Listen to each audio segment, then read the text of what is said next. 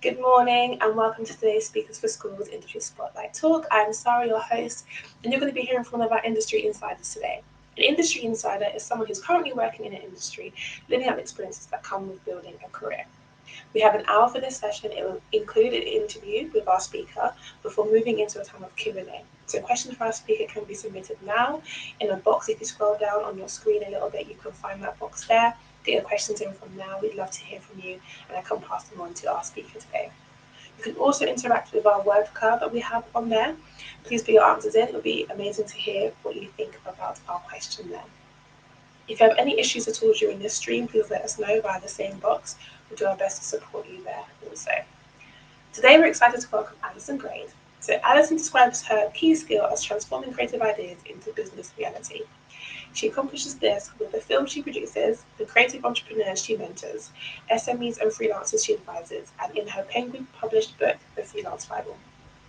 Alison has a unique skill set in that she has formal academic training, has worked at senior level in many media companies, is an entrepreneur who has established several businesses, and is a Leicester accredited creative enterprise trainer and mentor. So welcome in, Alison. Hello. How's it going? Good morning. Good morning. It's going really well. It's lovely to be here, Sarah. Thanks for inviting me. Thank you for being here. It's great to already hear a little bit about you during that bio there, but it's going to be even better to hear more about your book and your career journey so far. But yeah, my first question for you is about your published book, which is amazing. Congratulations. Round of applause for you there. But yes, please let us know about that process. So, how was it in terms of creating the book and getting it published? What was the process like for you? So, I will start this by saying I never ever thought I'd write a book. I was like somebody who did maths, physics, and chemistry at school, and I always thought I was really rubbish at English. So that was like, you didn't write books if you did maths, physics, and chemistry and things like that. And I went to uni and I did more social psychology and moved into sort of a more management studies kind of space while I was there. So I kind of started having to write essays for the first time at uni, and that was fine. But I still never thought I'd write a book. And and I went into film and TV, which I'll talk about in a minute. And I was mentoring, as part of the business support I do, a writer who had recently moved to the West Midlands, where I'm based, and he was trying to kind of refocus his career and do writing and workshops and all sorts of things. And he challenged me and said, "Well, what book would you write?" And I looked at him and was like, "Over my dead body, am I ever going to write a book?" And then about 6 months later, I kind of had to ring him up and go, "Hey, William, I've sort of got an idea for a book. Can we have a cup of tea?"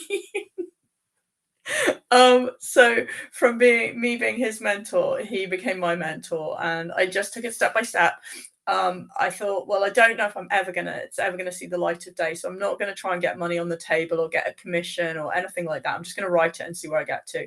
So I did, and then I gave it to my husband and to William and a couple of other people to read, and couldn't even be in the house or in the room when they were reading it at the beginning, because I was like, oh, it's so personal. It became like, it wasn't an autobiography, but there was something about kind of, it was about my journey as a freelancer as well, because that's what informed the whole book.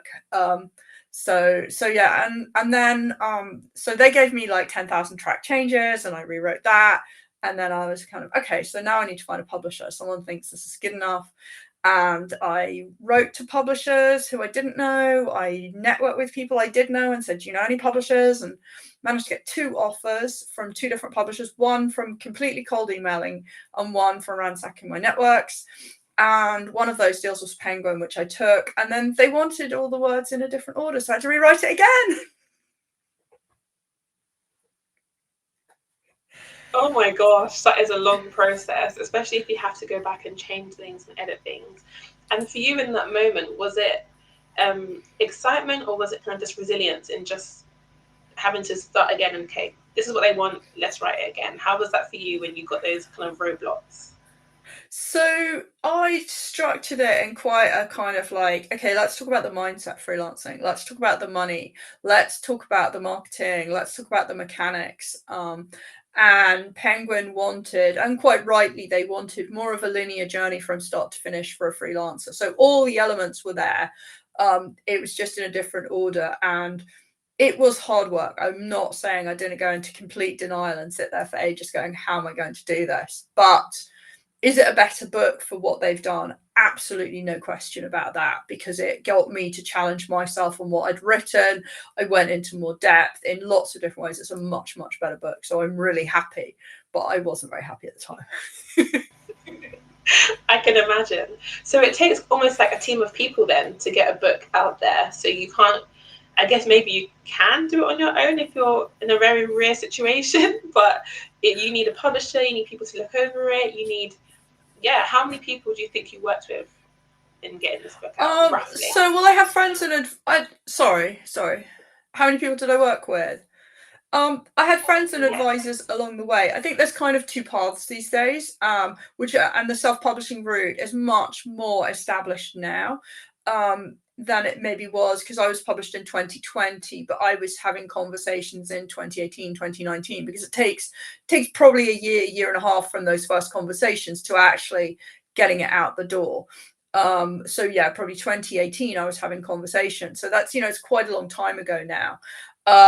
So I think for me it was about the public being part of a reputable publisher and having that kind of brand, myself associated with that brand, was a key part of the metric that I was looking for, because it was about the recognition as an expert in the field of freelancing, rather than I think self-publishing is absolutely fantastic and you can do really, really well as a self-published author, but you are kind of writing your own certificate about how brilliant you are. Yeah, I can imagine it is very kind of like, yeah, revealing of everything that you've done and everything that you can think of yourself. So yeah, that's awesome. And I had like, expert editors at Penguin. I had an amazing copy editor who just really transformed like the way it's not that I was a bad writer, but their copy editor can just lift something in a way that as a writer you just can't imagine. They just take it and they don't change very much, but what they change like makes such a difference. So I think all that value add comes through, and you just don't get any of that. You get the professional design. You get so much, so many extra sparkles, if you like, with it that you just can't imagine that you need, but it makes a huge difference. So for me, that was the sort of high production value that I was after with it, and I think that kind of has been throughout my career. Nice. You can never have enough sparkles, so it's good to know. But yeah, speaking of your career, so you mentioned that you never thought you'd be writing a book, but your career journey so far, has there been any other moments like that from when you started working? Have there been moments where you found yourself in roles that you were like, how did I get here? Yeah, how's your career journey been? So I left university, and as I said, I did sort of social psychology and management studies and things like that. And I decided I wanted to give a try to film and TV. And so I just started writing to people and looking for entry level roles, and managed to find my way in because I just hustled with people and got meetings even when people didn't have roles. And then they thought, oh, she's actually quite hungry and keen. And someone would say to them, oh, do you know anyone? I'm looking for someone. So just that sort of network piece, which has really, really stood me in good stead throughout my career. So I found my way working in film and TV, working on really low budget feature films, and then finding myself in fly on the wall documentary programs and a whole range of different programs, to going out with on location with big outside broadcast trucks and in studios, and just work my way up through that. And I was always on the organization, the production management side of things, which is very specific in film and TV. It's like your project manager, you're the director of the operation. So you've got to get everyone to the right place at the right time safely, and they mustn't spend too much money. And hopefully they're happy as well at the same time. So, it was, by as I went up the ladder in film and TV, what I found was that my role was about having, working with producers and directors to take their ideas and turn them into a business reality.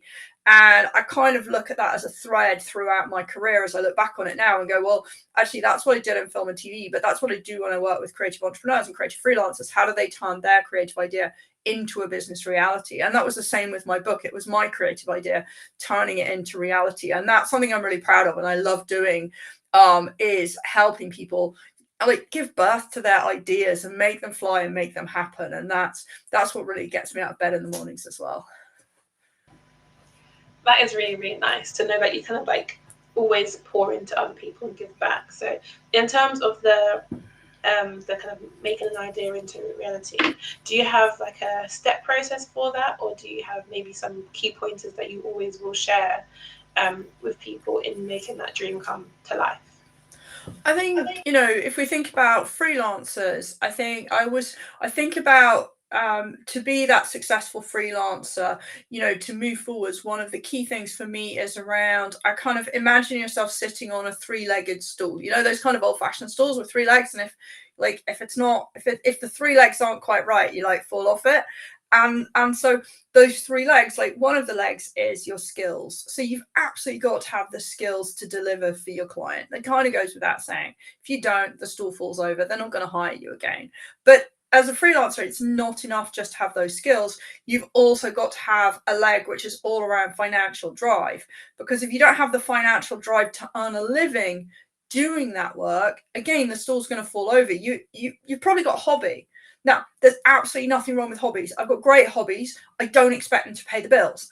If I want them to pay the bills, I've got to have financial drive to earn a living at it. And so that's two of the legs. And then the third leg is what I'd call the desires, your passion to get your message out there. Because if you can't get your message out there, then however good you are and however much financial drive you've got, nobody knows you're available for work. So for me, I think you've got to have some skills. You don't need to have all the skills when you're starting out, because everybody starts somewhere. And, I see that in film and TV. Every level has absolutely vital roles to play. So you don't need all the skills at the beginning, but you've got to have the financial drive, and you've got to have that passion to tell people that you're out there and ready to do work at the level that you're looking for. Yeah, absolutely, I agree. And you spoke about skills as well. So in being a freelancer, like what soft and hard skills do you need, or have you found have helped you? So I think that's a really interesting question, because if you like, the hard skills are those skills that are really specific to your industry. So, it will depend what sector you're freelancing in as to what hard skills you need. So I kind of can't prescribe for those, but I can say that in terms of soft skills for me are skills that are transferable across every single industry, pretty much. So, as a freelancer, the sort of things, I would want someone to be probably like, for the sort of freelancing that I do, you're going to have to be sending emails, you're going to have to be sending invoices, counting your money coming in and out. So basic IT admin skills of using Office and Word and being able to make things look like a nice document. You're going to send a proposal to a client, it needs to look nice. And there's lots of graphic design tools like Canva that you can use as well. So, being able to present your brand professionally like that. So those basic IT skills are absolutely a must.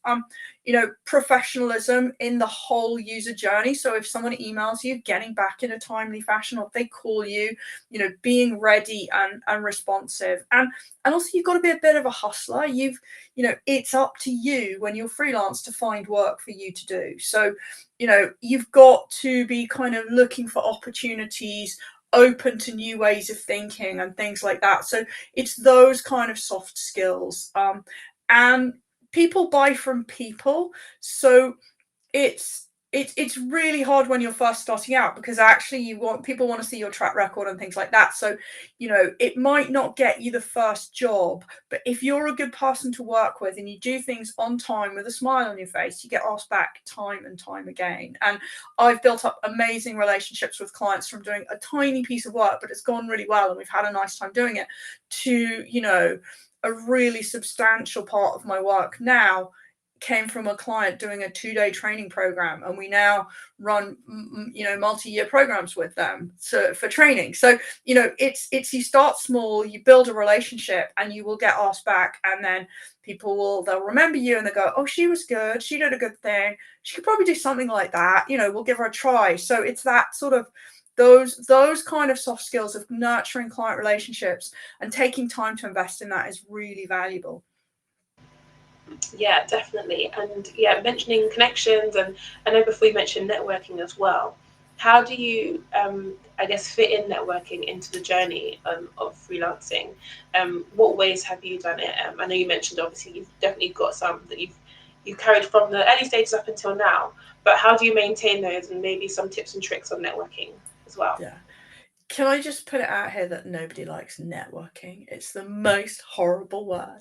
And even people who look like they're the most biggest networkers in the world, they still don't like it. Nobody likes it. So I'm even being invited to things that are now called mixers because they don't want to call them networking events. So like that word is just so toxic. But actually, what are we talking about? We're talking about having conversations with people we know and getting introduced to new people through them, or going to an event where we're interested in, go to a conference, I go to a talk, I'm interested in the topic, I start talking to people who are there who I don't know and going, hey, what do you think about this that's going on? So, you people, if you think about how a client might hire a freelancer and what that journey is that they go through, they cannot hire you as a freelancer if they're not aware that you exist. So once they're aware that you exist, they've got to like the idea of you, think you're credible and all of that, and then they can try you out and hopefully they come back for more. But it's about having people know that you exist, being front of mind, showing that you're credible, and that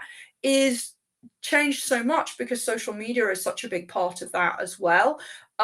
So building, you can do an awful lot to build networks and build awareness of yourself as a freelancer by connecting and following people that do work a couple of steps ahead of where you want to be doing. So if you're interested in social media marketing, who are the freelancers doing that kind of work? What are they posting about? What are they talking about? Like, or if you want to work in hair and makeup for film and TV, who are the people working in your local area? Who are making the shows that you love? Whatever, we're watching Slow Horses at the moment, which is fantastic, with Gary Oldman. And if that's what floats your boat, then, and you like the way he looks like he's so disheveled every time, and he's getting more and more disheveled as the series go on, that's a real skill in hair and makeup. And if you like that, who is the person? You can find that information out. That's on the credits. It's on IMDb.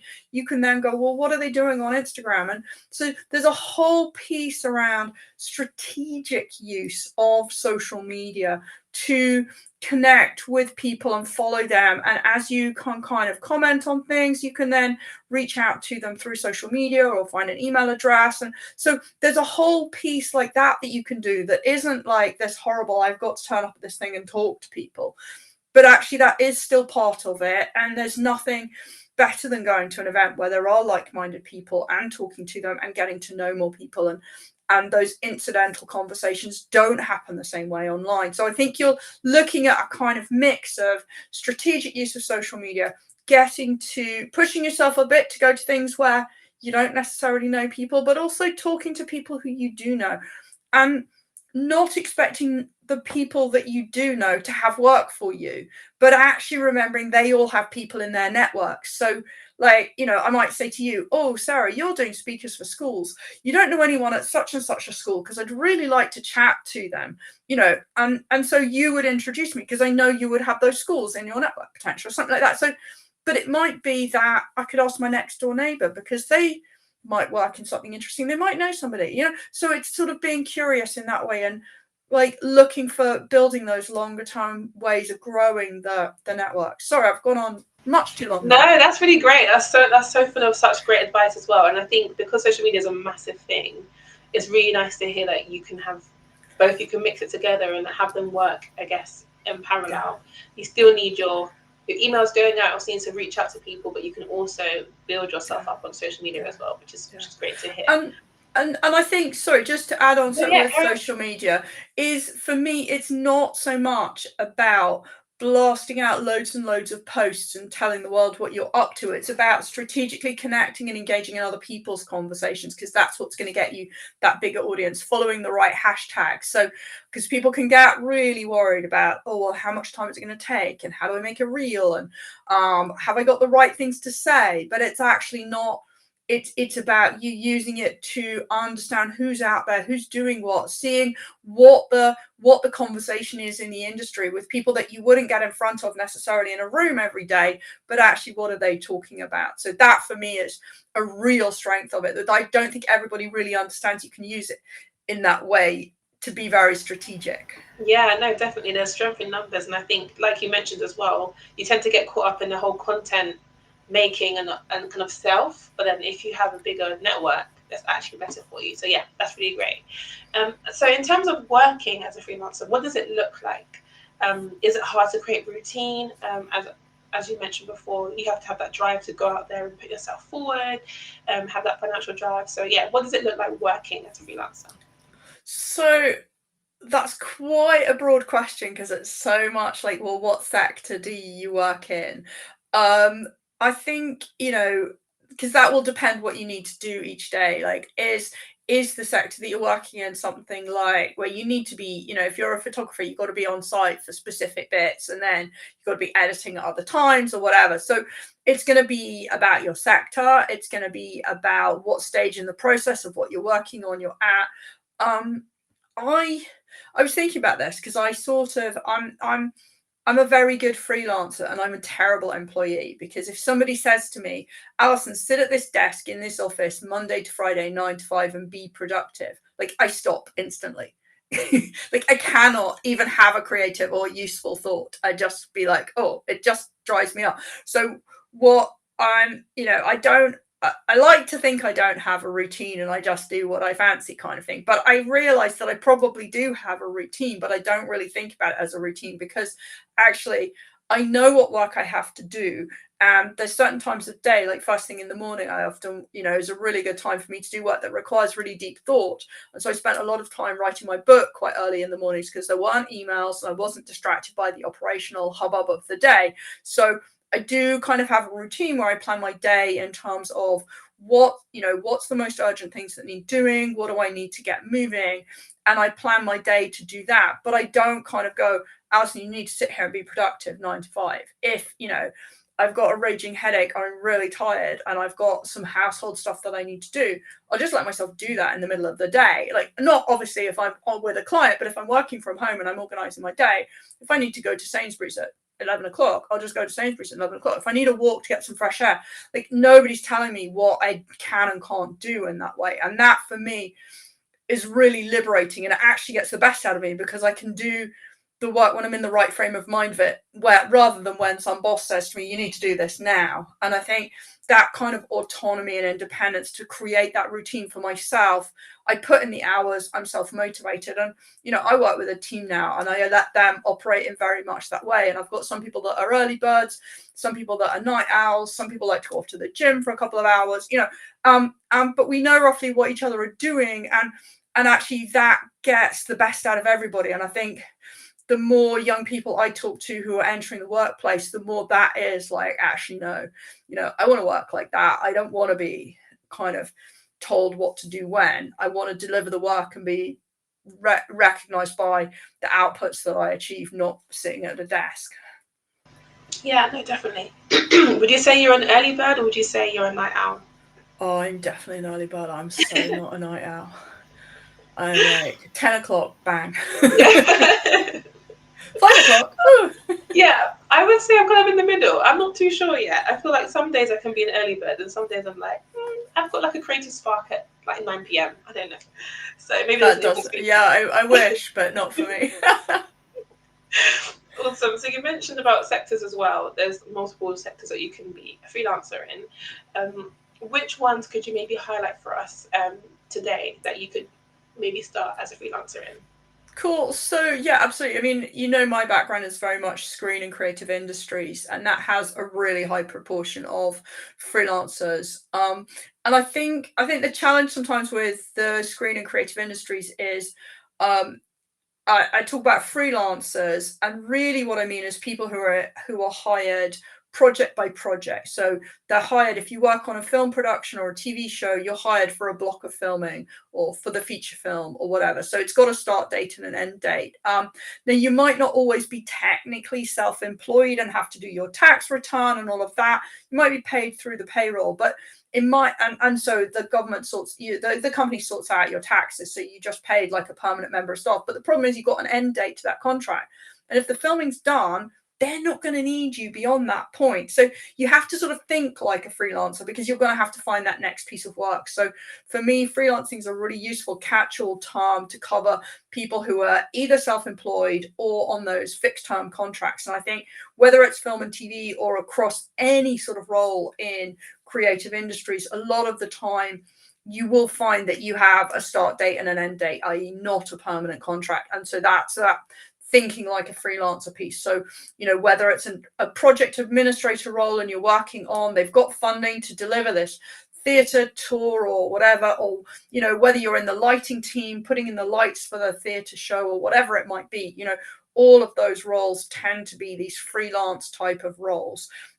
So very broadly, a really large proportion of people in film and TV would come under that freelancer fixed term contract. And then outside of that, lots of the more craft and hands-on professions. So whether that's hair and makeup, electricians, builders, plumbers, all of those kind of trades type things, those would often be beauticians, all of those kind of roles.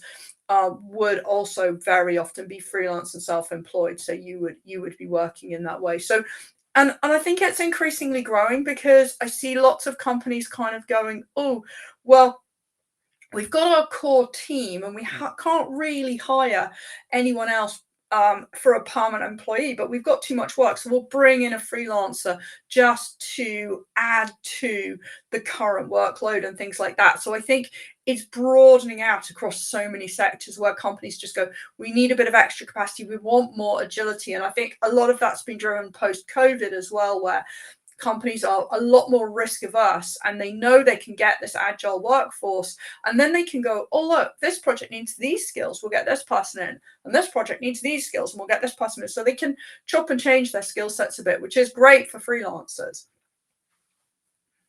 That is great, and I think there's more space to be brought into those kind of areas and sectors as a freelancer, as people just need someone to kind of step in at that moment. That is awesome. So how do you approach building and maintaining professional and personal development as a freelancer? I know you mentioned that you kind of have your own space, you don't really have someone telling you what to do, you can, I guess, manage your day. So yeah, how would you personally go about doing that professionally and personally? Yeah. I think this is one area where it is really different between being an employee and being a freelancer, because if I'm an employee, then part of my job, part of my my package with the company will be X amount of training and development that will be built into that, and my line manager or the HR team will be like, right, Alison, we need you to go and do this, and you'll be like, oh, okay. So as a freelancer, it's up to me. I've got to carve out time, and the challenge really is that I've also got to decide what I think I need to do. Now, what I think I need to do and what I want to do are often quite different. Because if I'm a young budding camera operator, what I'm really probably interested in is what is the latest lens and what is the latest camera, and can I go and get some training on that? But if I'm really shy and won't say boo to a goose, and I'm not very good at meeting people and reaching out to people, the training that I might really need to do that's going to get me over the line a bit quicker is to go and get some kind of confidence building, networking, that kind of training. So I think that's the really hard part of freelancing. What I would say is that I think that through the projects that you do get a lot of professional development through the back door. And the sort of things I'm talking about aren't always obvious, but like, I've worked for lots and lots of different TV production companies, and they've all got different systems and ways of operating and processes, and they work in different ways. So that flexibility, that ability to go, oh, look, they did that really well over there. That was pretty rubbish. I'm not going to do it like that because they're wasting a load of time and money. So actually I learned an awful lot on a sort of macro meta level about what good looked like, how I wanted to make things work by working for lots of different clients, and also I also, when I went into a client and they weren't sure how to do something, I had a whole load of other people's knowledge about how to do things. And so when I'm a freelancer, that has real value to clients, that I've actually sat in loads of other people's companies and seen how they do it. Now, I'm not going to give away trade secrets because I'm a really good person, but actually I've learned from their processes. And so I think thinking broadly about that and understanding that that is value you bring, because if everybody else in the company has just sat in that company and they're really stuck in their ways, you can be quite helpfully the grit in the oyster and kind of, well, why do you do it like that? And actually really challenge things and make a difference, which is why they've brought you in. So I think there's quite a lot that you sort of get without realizing that you're getting it if you look at it in that broadest sense. But I think it is really hard to push yourself out of your comfort zone to go and do something. So I guess my tip would be, when you're thinking about your professional development, go 50-50, choose a nice thing and choose a hard thing. You can't go wrong there, you know. You've got Yeah. some nice things to boost it up, and you're gonna go and kind of develop yourself in the hard thing. Yeah. But yeah, and do the hard thing first. Reward yourself with the it's called nice eating thing the frog, afterwards. isn't it? You have to eat the frog. Exactly. Eat the frog. Yeah, definitely. And I like how you mentioned that you have to focus on, well, find out what it is about yourself that you need to really work on, because that's even something I'm going to take away, because I think it's easy to kind of focus on what you like to do. But as you mentioned, if you are someone who needs help with like public speaking, or you need help with networking, that's where you should start with first, and then you can build up your skills afterwards. Yeah, that's really, really helpful. Thank you. I know you mentioned as well you have a mentor, and you did have like a community when it comes to publishing your book and when it came to kind of getting that out there. But how important is it to have mentorship and community support in career building in general? Oh, I think mentors are hugely, hugely valuable. I've been a mentor and I've been mentored, and I know the difference it makes. Now, when I approach mentors and things like that, sometimes it's through like a structured program where somebody's like, here, we're going to work with you. You're on this business support program and you've got a mentor and you've got 6 sessions over whatever period of time. So you can have quite a structured one. You can equally, you can have people in your circles who are just what you might call a wise owl, and they're just people you talk to on an ad hoc basis to get advice when you've got a challenging problem. So it can be formal, it can be informal, but the sort of person who I would think of as a mentor is somebody who's a couple of rungs ahead of me in kind of the area that I want to know more about. So it's often my sector or an area of that. So, and you know, the thing about mentors is that they can support you in work. They'll probably have some really good ideas. They'll know what's going on in your marketplace. And often, you know, you might find that they'll introduce you to people for work that they can't do. They might want to collaborate with you over, so you can build those really nice relationships with people. So for me, that's really been valuable. You know, if I'm working with someone as their mentor, then that's partly about when I understand where they're at, and if I feel confident that they're really hungry and ready to go and they're going to make value of it, I'll then open my networks to them and say, well, actually, I think you should speak to this person and I'll introduce you, and they'll get that call. But I've got to be sure of the person at that point. But then the community piece, having a peer support group is absolutely vital as well. I mean, I have a peer support group. I have a few good friends, or work friends, good friends, whatever you want. There's a blurring now, but you know, they're very much on my speed WhatsApp dial. Oh my God, what do we do about this? Well, and I get quite a few inbounds like, how do I reply to this client? They're asking me this ridiculous question. Okay, calm down. What's the question? So all of that, especially when you're working by yourself, you're not in an office. You can't go, what's the boss up to today?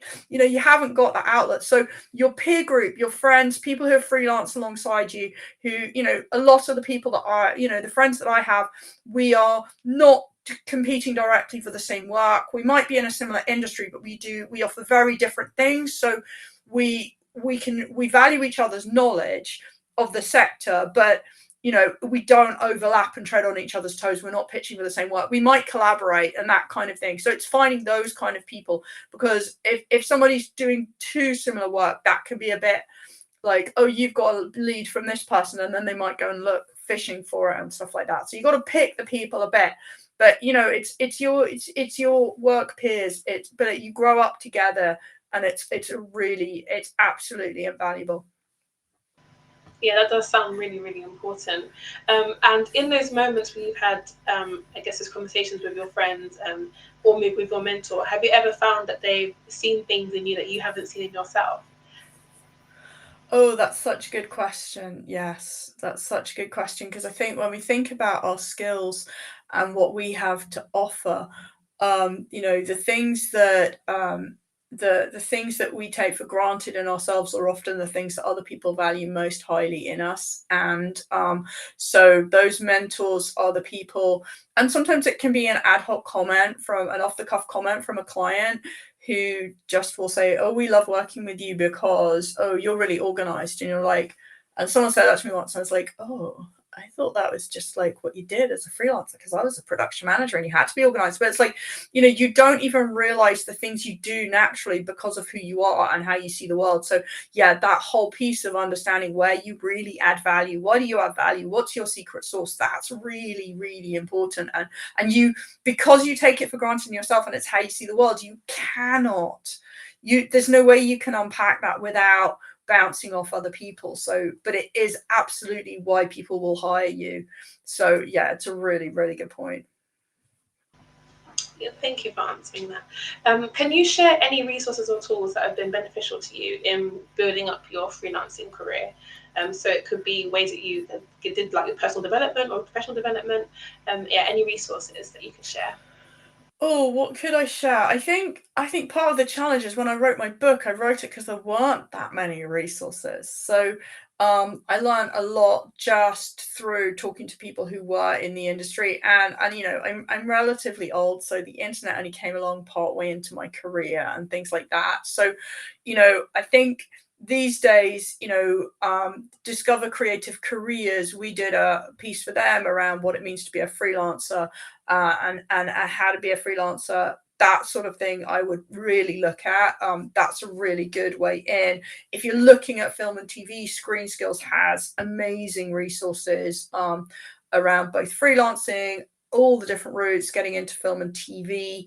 I think if you're looking and thinking about freelancing, I think you've got to look at that, how to be a good freelancer, what does it look like, how am I going to organize myself. So you've got that pathway to look at, and then you're going to look at, well, what sort of hard skills have I got, what sort of sector am I going to do this in. So you kind of got to look at both of those. So you've got the broad freelancing questions, and then you've got, oh, what's my sector doing, what's the role I'm going to do within my sector, how is that going to add value, what skills do I need, how do I get to that point. So you've kind of got those sort of dual pathways, if you like. And I think that the challenge for young people is that, education policy does not recognize freelancing and self-employment. It recognizes employment, and it recognizes entrepreneurship, and freelancing kind of sits a little bit in the middle because you're often selling your services, and entrepreneurs build things and design things and raise money and build teams, and freelancers sell their time over and over again, and it sort of falls a little bit by the wayside. So there isn't as much education for it, but I think there is increasingly more and more resources out there, and you know go out and look for it.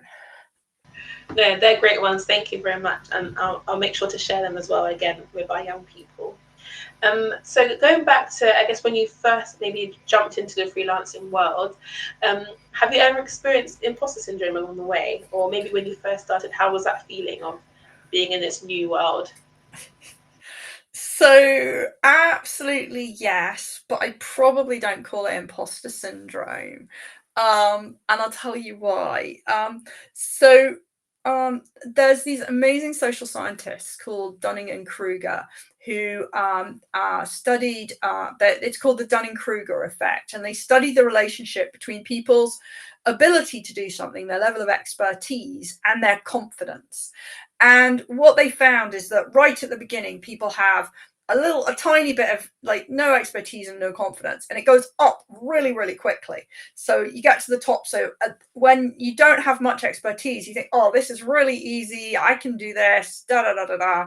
And your confidence is great. But then as you learn more and more about the subject, your confidence goes down and down and down, and you get to this little bottom bit. And that's where like the imposter syndrome piece kicks in. But you see, for me as a freelancer, I kind of go, okay, that's the point where I know what I don't know, which is that kind of imposter syndrome thing. Could I possibly do this? There's so much more. But actually, when you look at it from a Dunning-Kruger perspective, it's, well, actually, I've got this huge amount of expertise because I've come all the way along here. And so that means that I've got expertise because I know what I don't know. And so I turn it around and go, well, actually, if I'm kind of asking, well, how would I do that? And da da da da da, and all the detail, and understanding all the detail, that means I've got a lot of expertise. So I push myself to go, okay, no, I'm at a good point. And so I worry when I think, oh, that's really easy there. That's really easy. I can sort that out in a heartbeat. And that's when the red flags ring for me, because that's when I know that it'll all be in the detail, and I need an expert on this, because it's never that simple kind of thing. So I sort of flip it around.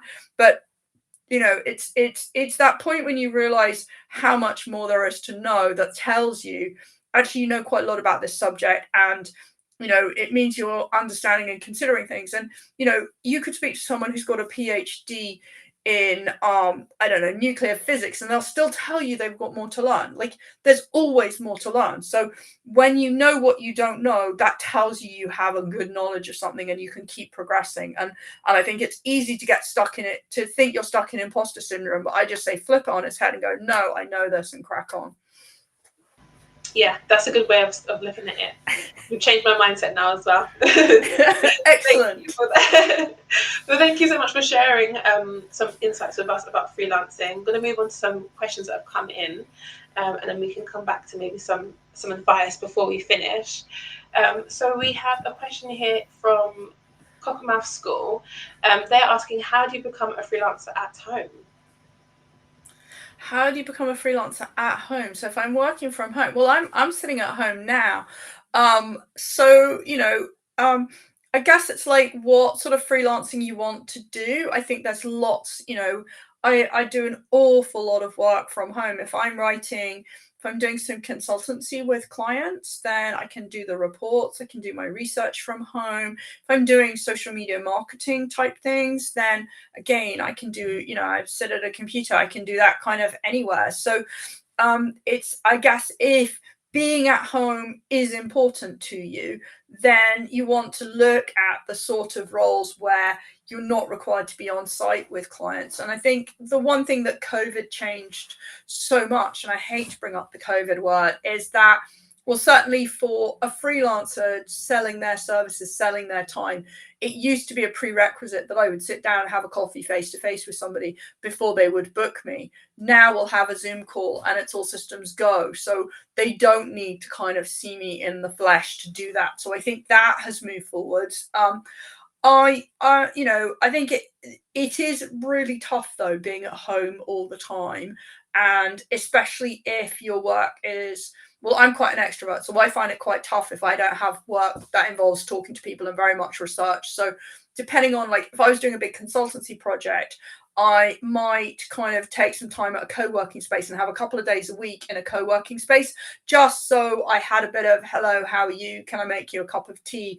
And just feel like I was in a different space. So I think it's understanding that what you need, whether it's a coffee shop, whether it's actually, well, I do basically want to be at home, but I'm quite happy to have a couple of client days on site a month or something, just to give me a bit of flexibility. But obviously not everybody can get out of the house. So I'm completely aware that there's lots of freelancing work that you can completely do remotely. But I think what you will need to make sure is that you've got a good internet connection, because that is going to be your lifeline. Yeah, that's very, very important. And I've definitely struggled with internet connections in my time. And another question from Cockermouth School. I guess I'll put this in as a double question. They're asking, how do I price my work, and how do I keep myself financially safe? Cool. Gosh, I was talking lots about finances yesterday. So I'm going to start with the second part of the question, which is, when you know what your skills are and what you can offer clients, and you've thought about, why are you going to add value, before you go and sell yourself to lots of clients, I would sit down and work out the numbers, go, how much do I need to live on? How much do I need to live on now? And I'm assuming people are still at school or at college and maybe living at home and don't have, if you don't have many outgoings, what do you need to earn now? But also think about the future and go, well, hang on, will I still be in this environment in a year or 2 years time? So what might my rent be? What might my mortgage be? What does that need to look like? So you can model, like, how much do I need to have coming in now? And then if I want to make a big change in my personal situation and move out, get my own place, what would that look like? And so then you can track, like, well, how much does my income need to increase by? When can I get to that point? So that financial piece. And once you have that baseline of what you need to earn, then you have to, that gives you a baseline and a bottom line to how do I do that? And you can do some calculations from that. You can be like, okay, so maybe I need 10 grand. Including tax and everything else, I need 10 grand. And if I think I can charge £100 a day, that means that I would need to do 100 days work across the year. Do I think I can find 100 days work across the year? That's maybe 8 days a month or something. Like, do I think I can find that on average? So you can start to give yourself some targets. And I definitely wouldn't be too ambitious. I would work between, 24 to 30 weeks a year, something like that, tops. Like, ideally 24 to 26 weeks, if you can make the numbers work. You can do some little calculations, see, am I going to hit that target, and that kind of thing. Pricing is really variable. I think the biggest advice I ever give people is you absolutely have more than one rate. It's like, if you try and pigeonhole yourself to go, okay, if I dissect this way and I've got that rate, and it's like, it's never the right rate for anybody. So have lots and lots of rates. The absolute minimum should be the national minimum wage for your age and stage. So that's absolutely the minimum for any work, whether it's freelance or whether it's employed. And then it just builds from there as you get more experience. That's really, really helpful. Thank you for breaking that down. Another question here from Access Creative College. How do you balance freelancing with your education or second job? Oh, that's a good question. So I think it's really about it's going to depend, like, what sort of freelancing you're doing. There's lots and lots of kind of gig work that you can pick up where it's not so time critical. So I think you're looking at, can you organize your time so that you can do the work outside of study time? Or if it's in your related field, because it's Access Creative, so they're going to be teaching creatives, like, they understand that the show goes on this date and whatever, and can you get an arrangement with that? I think the people that do really well as freelancers straight out of college and uni are the ones that get organized and plan their time and are disciplined to be like, okay, I've got my studies to do, I've got this work, I know when it's coming in, and schedule their time to hit all their deadlines to do all of that. Because then you're in that frame of mind, because you're doing the same thing when you're 100% freelance. You're juggling between, we're talking here today. Yesterday, I was in Newcastle. I got the late train back so I could be here, and I knew I had Wi-Fi. And do you know what I mean? So I'm juggling my time to do my prep. So I was like, oh, I've got a train journey. I can plan what I'm going to talk about here on my train journey. So I'm constantly juggling and organizing my time to hit my various deadlines. And I think that when you're juggling between college, second jobs, freelancing, these are really valuable skills. So I think it's all about being clear and being organized. And my son is 17 and he is so lastminute.com. So it's like, you've got to get ahead of the curve. If you know that you've got an essay or a project that's got to be in, but you might get work, you've got to get ahead on that. So you're not turning down work because you haven't done your essay, when actually you had a whole weekend previously where you could have done that, you just didn't. So it's like that. You've got to be proactive. You've got to be thinking ahead. And that's a life skill that you'll take with you into the workplace as well. Yeah, that's really, really good. There's another question here. Are there any good platforms or events where you can network? So I guess they're asking for recommendations or places to network. Ooh. So platforms or events. I mean, there are, I mean, I haven't really talked about freelancer platforms and gig platforms. And I think, you've got your Upworks, your Fivers, your freelance.coms, those kind of things. And I think for me, I kind of look at the freelancing marketplace a bit like the high street. So Upworks, the Fivers, all of those, they're kind of the Primarks of the high street. They pile it high, they sell it cheap. And, the sort of freelancing I do is at the more designer end of the market, shall we say, the luxury brands, Selfridges, Harvey Nichols. So, and that's very bespoke personal selling. So I think when you're starting out, the Fivers, the Upworks can be really great because they're small packages of work. They're done in a certain time frame. You can bid for them and that kind of stuff. But you're probably not going to grow a really strong, big freelance career for most people on them. I know there's some really good tech dev people who do actually do really well on those platforms, and that's great. But it's broadly, it's the Primark end of the market.